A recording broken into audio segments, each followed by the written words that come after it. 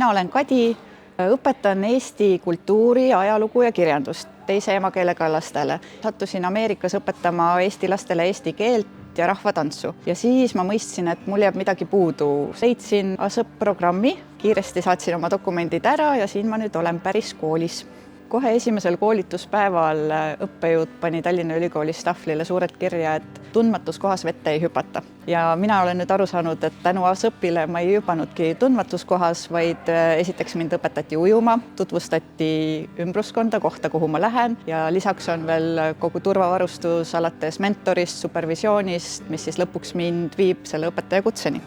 Ega see õpetajatöö väga kerge ei ole, aga tänu koolitustele ma tõesti ei hüpanud vette tundmatus kohas. Tänapäeval teeb üha rohkem inimesi oma elus karjääripöörde ja üheskoos saamegi mõjutada järeltulevat põlvkonda.